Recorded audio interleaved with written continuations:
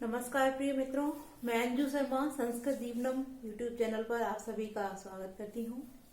मित्रों, जैसा कि हम लोगों की साहित्य की कक्षा चल रही थी, व्याकरण की कक्षा आप सभी को प्रतिदिन 8 बजे मिलती है तथा हमारी जो साहित्य की कक्षा है वो मित्रों अभी आप सभी को 8:30 पर मिलती है।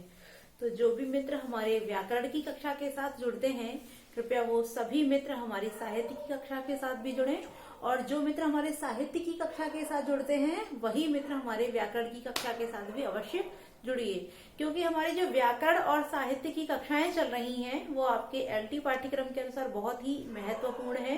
साथ ही साथ साहित्य के जो भी ग्रंथ हमने पहले प्रथम दिन ही उसका डिस्कस किया था कि जो टीजीटी है और एलटी है उसमें साहित्य के सारे ग्रंथ हमारे एक जैसे हैं। केवल 2 ग्रंथों को छोड़कर जो हमारा कठोपनिषद और गीता आती है वो हमारे एलटी में इन 7 ग्रंथों के अतिरिक्त हैं। अन्य हमारे वही सब ग्रंथ टीजीटी में भी हैं और एलटी में भी हैं।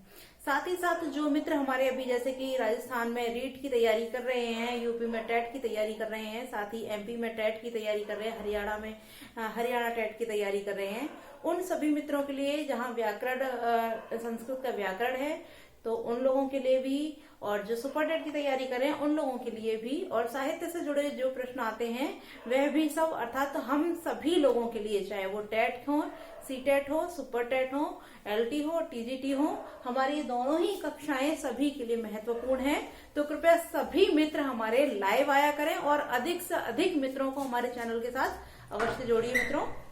तो आ जाइए मित्रों, हम लोग जैसे साहित्य की कक्षा कर रहे थे तो साहित्य में हमारे किरातार्जुनीयम के भूमिका भाग से प्रश्न चल रहे थे। आज भी मित्रों हम भूमिका भाग के ही जो कुछ प्रश्न बचे हुए हैं उनके लेकर आए हैं आप सभी के समक्ष।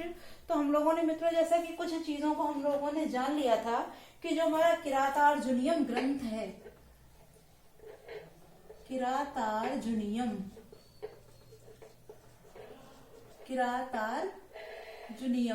जो हमारा ग्रंथ है इसके प्रणेता भारवी हैं, और इस हमारे ये हमारा जो काव्य स्वरूप, इसका जो स्वरूप है, काव्य का स्वरूप है वो हमारा महाकाव्य है मित्रों।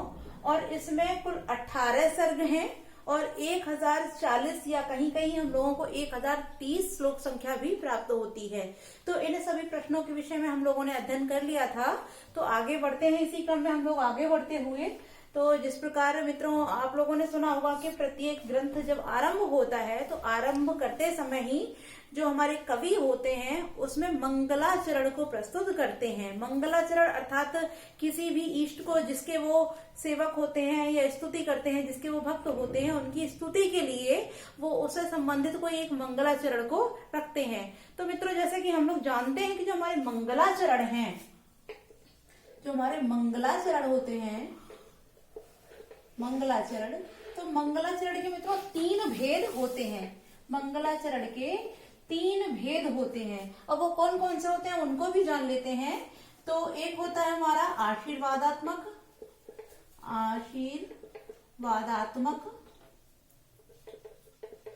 मंगलाचरण, एक हमारा होता है नमस्कारात्मक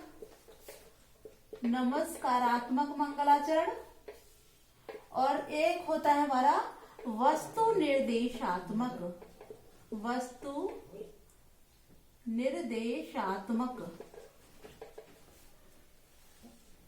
ठीक है मित्रों। तो जो हमारे मंगलाचरण होते हैं उसके 3 प्रकार माने जाते हैं, 3 भेद माने जाते हैं कि 3 प्रकार से मंगलाचरण किया जाता है। तो मंगलाचरण 3 भेद कौन कौन से हैं? एक तो आशीर्वादात्मक होता है, एक नमस्कारात्मक होता है, और एक वस्तु निर्देशात्मक मंगलाचरण होता है। तो मित्रों हमारा जो किरातार्जुनीयम का मंगलाचरण है वो किस प्रकार का, यदि आपसे प्रश्न किया जाता है तो जो हमारा किरातार्जुनीयम ग्रंथ है उसका जो मंगलाचरण है वो किस प्रकार का मंगलाचरण होता है मित्रों। तो जो हमारा किरातार्जुनीयम ग्रंथ है उसके अंदर जो मंगलाचरण किया गया है वो हमारा वस्तु निर्देशात्मक मंगलाचरण है, अर्थात उसके अंदर का जो वर्णन किया गया है तो वो हमारा वस्तु निर्देशात्मक मंगलाचरण वहां किया गया है। अब वस्तु निर्देशात्मक मंगलाचरण मित्रों कैसा होता है तो इसको भी हम जान लेते हैं। यदि हम मंगलाचरण यानी अर्थात जब हम किसी का अभिवादन भी करते हैं, साथ ही साथ हम जो हमारी कथा वस्तु होती है उसकी वस्तु को भी साथ ही साथ दर्शाते हैं मित्रों, तो वो हमारा वस्तु निर्देशात्मक मंगलाचरण कहलाता है। तो हमने ये जाना कि जो हमारा किरातार्जुनीयम ग्रंथ है उसका जो मंगलाचरण है वो कैसा है, वो हमारा वस्तु निर्देशात्मक मंगलाचरण है। ठीक है मित्रों, इस चीज को हम लोगों ने जान लिया है। अब एक प्रश्न और आता है मित्रों कि एक प्रश्न आप सभी से टीजीटी या एलटी में कभी कभी पूछ देते हैं कि जो न शब्द है, न, इस न शब्द से संपूर्ण श्लोक की रचना किस कवि ने की है, अर्थात केवल एक शब्द लेकर, एक ओनली न को प्रयुक्त करके, इसी को इस्तेमाल करके पूरे श्लोक की रचना की है, तो वो किसने की है। तो मित्रों, न शब्द से श्लोक की रचना करने वाले जो हमारे महाकवि हैं वो हमारे महाकवि भारवी ही हैं, अर्थात न शब्द से श्लोक की रचना करने वाले हमारे महाकवि भारवी ही हैं। तो आपने ये भी जाना कि ना शब्द से केवल एक शब्द ना को इस्तेमाल करके, यूज करके उन्होंने संपूर्ण श्लोक की रचना की है, तो वो हमारे महाकवि भारवी हैं। तो मित्रों, हम लोगों ने जाना कि महाकवि ऐसे हमारे देश में ऐसे ऐसे महाकवि हुए हैं जिन्होंने केवल एक ही शब्द को प्रयुक्त किया है और उसे संपूर्ण श्लोक की रचना कर दी है।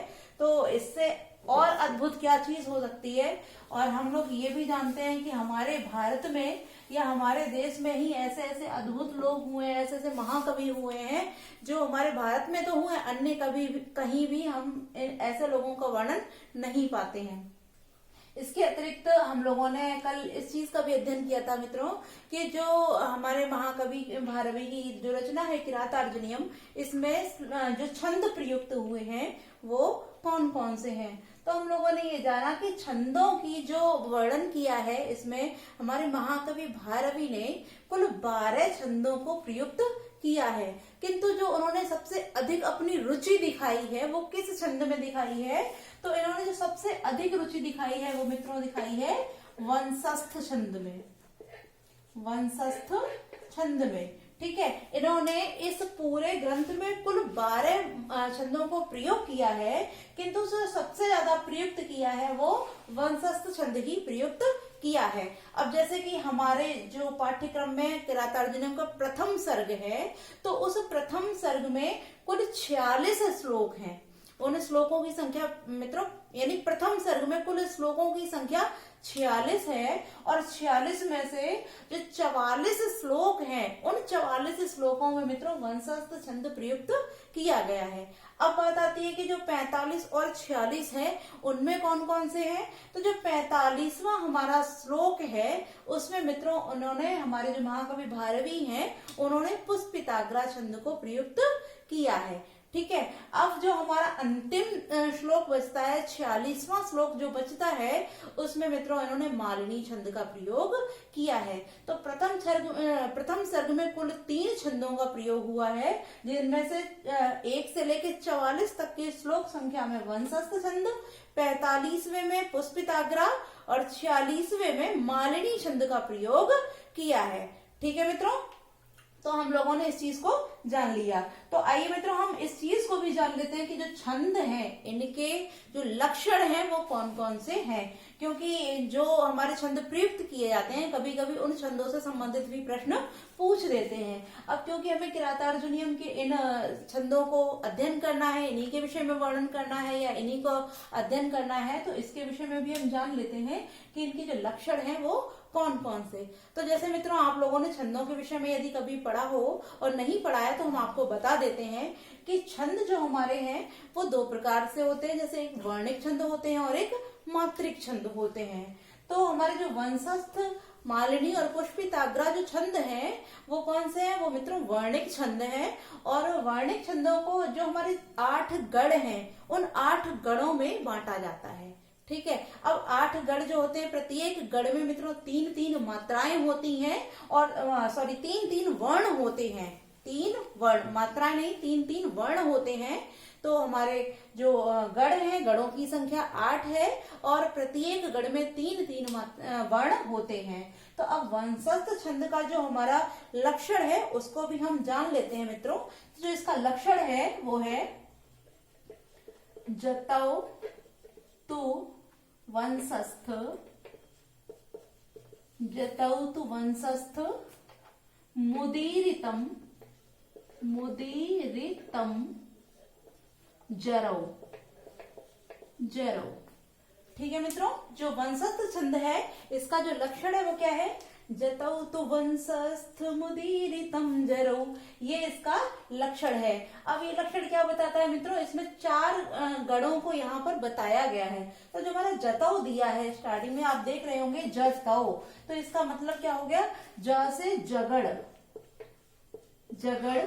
त दिया है, ता से हो गया हमारा तगड़। फिर दिया है आगे ज, क्योंकि ये लक्षण बताया जा रहा है कि इसका वंशस्थ का, तो जा से जगड़, ता से तगड़। फिर लास्ट में जो जरौ दिया है इसमें भी दिया है जा से, फिर हमारा जगड़ आ गया और रा से रगड़, रा से रगड़। तो हमारे जो वंशस्थ छंद है इसमें हमने क्या जाना मित्रों कि 4 हमारे गढ़ प्रयुक्त हैं। वो कौन कौन से हैं? जगड़, तगड़, जगड़ और रगड़। यदि आपको ये छंद का लक्षण याद हो जाएगा तो आपको इसका जो गढ़ होते हैं वो आप उसको अच्छे से जान सकते हैं। साथ ही साथ मित्रों हमने ये भी जान लिया कि जो वंशस्थ हमारा छंद होता है उसमें कुल कितने वर्ण होते हैं। तो हमने अभी आपको बताया कि प्रत्येक गढ़ में मित्रों 3-3 वर्ण होते हैं, और 3 वर्ण होने के कारण ही इसमें जो वंशस्थ छंद होता है इसके प्रत्येक चरण में मित्रों कितनी 12 वर्ण हो जाते हैं, 12 वर्ण हो जाते हैं। अब हम इसके गणों को भी जान लेते हैं। तो जो मात्राएं होती हैं वो कैसे होती हैं? जगड़, फिर तगड़, और फिर जगड़ का आ जाएगा, और जो हमारा रगड़ है इसकी आ जाएगी मात्रा ई।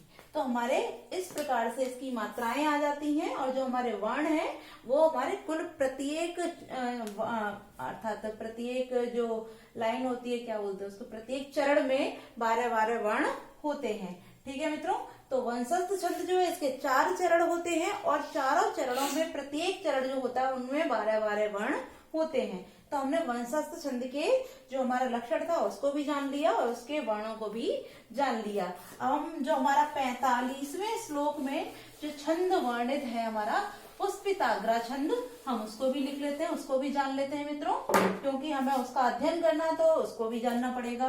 तो जो हमारा अगला छंद है मित्रों वो है हमारा पुष्पिताग्रा, पुष्पिताग्रा छंद। ठीक है, और जो इसका लक्षण होता है वो होता है मित्रों आयोजी नयुग, आयोजी नयुग, रेफ तो यकारो, रेफ तो यकारो, अयोजी नयुग रेफ तो यकारो, योजी चा, योजी च, नजौ, नजौ, जरगाश्च, जरगाश्च, पुष्पिताग्रा, पुष्पिताग्रा। ठीक है मित्रों, ये जो हमारा पुष्पिताग्रा छंद है इसका ये जो लक्षण है वो क्या है, एक बार हम इसको फिर दोहरा लेते हैं। अयोजी नयुग रेफ तो यकारो, योजिचा नजौ जरगाश्च पुष्पिताग्रा। ठीक है मित्रों, अब जैसे कि हमने अभी आपको बताया कि प्रत्येक छंद जो होता है उसमें 4 चरण होते हैं। तो हमारा जो वंशस्थ छंद था उसके 4 चरणों में मित्रों 12 वर्ण थे, किंतु ये जो हमारा छंद है ये कैसा है, ये अर्थात इसके 4 जो चरण हैं उनके प्रथम 2 चरणों में वर्णों की संख्या अलग है, और अर्थात जो प्रथम चरण और तृतीय जो चरण है इनमें जो वर्णों की संख्या है वो मित्रों कितनी है, 12 है। किंतु जो द्वितीय और चतुर्थ चरण है उनमें मित्रों वर्णों की संख्या कितनी हो गई है, 13 हो गई है। हम उसको भी जान लेते हैं कि उनका क्रम क्या है। तो जो प्रथम चरण है हमारा, प्रथम चरण और तृतीय चरण इसमें होते हैं मित्रों नगड़, नगड़, फिर नगड़, अगला है रगड़, रगड़ और यगड़, रगड़ यगड़। ठीक है, तो आपने देखा न युग अर्थात नगड़ के दो युग, युग अर्थात युग्म, तो ना के नगड़ के युग्म, तो दो हमारे नगड़ आ जाएंगे, नगड़ नगड़। अब रेफ अर्थात रगड़, तो अगला आ गया हमारा रगड़, और यकारो अर्थात यगड़। तो नगड़ नगड़ रगड़ और यगड़ के क्रम से पुष्पिताग्रा छंद के प्रथम और तृतीय चरण में मित्रों 12 वर्ण होते हैं। ठीक है, अब इसके द्वितीय और चतुर्थ चरण को भी हम जान लेते हैं। इसके द्वितीय और चतुर्थ चरण, इसमें भी हम जान लेते हैं मित्रों कि इसमें किस प्रकार से जो हमारे गणों की वर्णन है वो किस प्रकार से है। तो इसको भी देख लेते हैं हम। इसमें है मित्रों नगड़, यहाँ जो दिया नजौ, तो सबसे पहले आ जाएगा हमारा नगड़, फिर है हमारा जगड़, जगड़। अब क्योंकि नजौ नगड़ हो गया, ना से नगड़, जौ से जगड़, फिर हमारा दिया है जगड़, जगड़। फिर उसके बाद है मित्रों जरगाष्ट लिखा हुआ है, तो जगड़ ये हो गया, तो फिर हमारा क्या रह गया रगड़, रगड़। अब इसके बाद दिया है मित्रों गा, गा से यहाँ तात्पर्य गुरु से है, ना कि किसी गढ़ से, क्योंकि गा से कोई गढ़ होता ही नहीं है। तो गा से क्या हो गया मित्रों, गा से गुरु की मात्रा का वर्णन किया गया है, तो यहाँ हो जाएगा गा से गुरु, अर्थात जो हमारा अंतिम वर्ण आ जाएगा वो द्वितीय और चतुर्थ चरण में गुरु वर्ण आ जाएगा। तो इसी क्रम से हमारे जो मित्र द्वितीय और चतुर्थ चरण में वर्णों की संख्या हो गई है, वो क्योंकि एक गण में 3 वर्ण होते हैं, तो 3 मतलब 4 गणों का वर्णन किया है, तो 4 3 12 और एक गुरु का दे दिया, तो 13। तो पुष्पिताग्रा छंद के विषय में हमने जाना कि इसके प्रथम और तृतीय चरण में नगड़ नगड़ रगड़ यगड़ के क्रम से कुल 12 वर्ण होते हैं, और द्वितीय चतुर्थ चरण में नगड़ जगड़ जगड़ रगड़ और अंत में गुरु वर्ण के क्रम से कुल 13 वर्ण होते हैं। ठीक है मित्रों, तो हम लोगों ने पुष्पिताग्रा को भी जान लिया, और जो हमारा 46वां श्लोक बचता है किरात अर्जुनियम का, जिसमें मित्रों मालिनी छंद का प्रयोग किया गया है, तो हम मालिनी छंद के लक्षण को भी आज जान लेते हैं, और फिर कल से हम लोग जो हमारे छंद है उनका अध्ययन करेंगे। तो हम अगला देखते हैं मित्रों मालिनी छंद, मालिनी छंद। मालिनी छंद में भी मित्रों 4 चरण होते हैं, और 4 चरणों में से जो प्रत्येक चरण होता है उसमें कुल 15 मात्राएं होती हैं। इसका लक्षण भी हम जान लेते हैं। इसका जो लक्षण है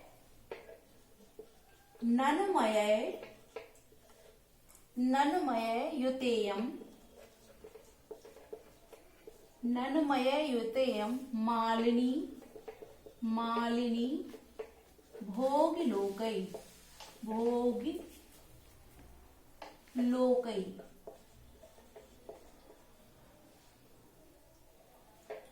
ठीक है मित्रों, ये जो मालिनी छंद है उसका लक्षण है नन्मय युतेयम मालिनी भोग लोकै। ठीक है, ये हमारा मालिनी छंद का लक्षण है। अब इसको भी हम जान लेते हैं कि इसमें जो 4 चरण है उसमें किस प्रकार से 15 वर्ण होते हैं। तो ये जो हमारे दिए, इसी से हमारा पूरे मालिनी छंद का लक्षण निकल आएगा। तो सबसे पहले नगड़, फिर दिया नन, तो नगड़, उसके बाद में म, तो मगड़, फिर दिया मित्रों यगड़, यगड़, और अंत में भी है यगड़, यगड़। तो मालिनी छंद में 2 नगड़ 1 मगड़ और 2 यगड़ के क्रम से कुल मित्रों 15 वर्ण होते हैं, अर्थात इसमें भी 4 चरण होते हैं, और चारों चरणों में मित्रों 15 वर्णों का वर्णन किया जाता है। ठीक है मित्रों, तो हम लोगों ने क्या जाना कि जो नगड़ होते हैं उसमें हमारे जो इनकी मात्राओं को यदि आप जानना चाहें, तो जो नगड़ होते हैं उसमें 3 लघु होते हैं, और जो मगड़ होते हैं उसमें 3 गुरु होते हैं, और यगड़ यगड़ जो होते हैं उसमें 1 लघु 2 गुरु होते हैं, 1 लघु और 2 गुरु। तो इसको हमने माता, तो हमने इसमें जाना कि जो हमारे प्रथम 2 होते हैं वो नगड़ है, बाद में मगड़ और 2 यगड़। तो नगड़, नगड़, मगड़, यगड़, यगड़ के क्रम से प्रत्येक मालनी छंद के प्रत्येक चढ़ में कुल 15-15 वर्ण होते हैं। ठीक है मित्रों, तो हम लोगों ने इसके छंदों के विषय में भी जान लिया, क्योंकि हमें छंदों का ही अध्ययन करना है, क्योंकि जो हमारे महाकाव्य है वो छंदों में ही वर्णित होते हैं। और इसमें कुल 46 श्लोक जो हैं, उनमें से 44 में वंशस्थ छंद, 45 में पुष्पिताग्रा और 46वें में मालिनी छंद का वर्णन किया गया है। अच्छा मित्रों, अब कुछ प्रश्न जैसे कि हमारे भारवी के जीवन के विषय में भी हम वर्णन कर लेते हैं। तो जैसा कि हम सभी लोग जानते हैं कि इनके जीवन के विषय में कोई निश्चित वर्णन नहीं किया गया है, तो हम एक किंवदंती के द्वारा सुनते हैं मित्रों कि भारवी बहुत ही एक विद्वान थे और उनका पांडित्य जगत में बहुत नाम था, किंतु जो इनके पिता थे वो इनको हमेशा बुरा भला कहते रहते थे। तो एक दिन इन्होंने अपने पिता की बातों से खिन्न होकर उनको मारने के लिए एक बड़ा सा पत्थर लेके ये अपने दरवाजे पर खड़े हो गए और इस चीज का इंतजार करने लगे कि कब मेरे पिता घर से बाहर निकलते हैं और मैं पत्थर से इनका सिर फोड़ दूंगा और इनको मार दूंगा। तो अचानक से कहते हैं ना कि किसी चीज की होनी हो तो वो उसको हो जाती है। अर्थात तो उसी दिन इनकी माता ने भी किसी भी भाग्यवश इनके पिता से पूछ दिया कि भारवी का नाम संपूर्ण पांडित्य जगत में इतना विख्यात है, किंतु आप हमेशा भारवी को बुरा भला कहते रहते हैं। तो उनके पिता ने उनको अपनी पत्नी को जवाब देते हुए कहा कि मैं इसलिए उसकी तारीफ नहीं करता हूँ कि कहीं उसको गर्व या घमंड ना हो जाए। तब जाके भारवी को यह एहसास हुआ कि मेरे पिता तो मेरा हित चाहते हैं, किंतु मैं इनका वध करना चाहता था।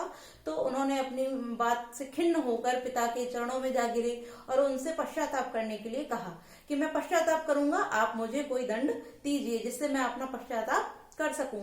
तो इनके पिता ने फिर इनसे कह दिया कि तुम जाके अपनी ससुराल में रहो, यही तुम्हारा पश्चाताप होगा। तो मित्रों, ये वहां जाके रहने लगते हैं और वहां जाके जब इन्हें इनकी पत्नी को धन की आवश्यकता होती है, वहां गाय चराया करते थे और महाकाव्य को लिखा करते थे। किंतु जब इनकी पत्नी को धन की आवश्यकता होती है तो ये उनको एक श्लोक की एक लाइन लिख के देते हैं, उसके बदले धन लाने के लिए कहते हैं। तो इनकी पत्नी एक सेठानी से जाके धन को ले आती है और जब वो सेठ अपने व्यापार को करके लौटता है तो वो देखता है कि जो उसकी पत्नी होती है वो किसी युवक के साथ लेटी हुई होती है, तो वो उनको मारना चाहता है। किंतु मित्रों, अचानक से उसकी दृष्टि उस श्लोक पे पड़ती है और वो उसको पढ़ता है, तो वो अपनी पत्नी को नहीं मारता है। और बाद में उसे पता चलता है कि वो कोई युवक नहीं होता है, वो उसके स्वयं का ही बेटा होता है, जो वो उसे बहुत छोटे पे छोड़ के जाते हैं और इतने समय व्यापार करने के कारण वो युवक हो जाता है। तब जाके वो भारवी का सम्मान करता है और ये भी सुना जाता है कि ये जो युक्ति है ये विष्णुवर्धन के साथ भी हुई है, ऐसा हम किंवदंतियों में जानते हैं। तो मित्रों, यही उनकी भारवी का जीवन वृत्त है। तो हम लोगों ने आज अध्ययन किया भारवी के विषय में। कल से मित्रों हम लोग सर्ग के विषय में अध्ययन करेंगे। तो आज के लिए बस इतना ही।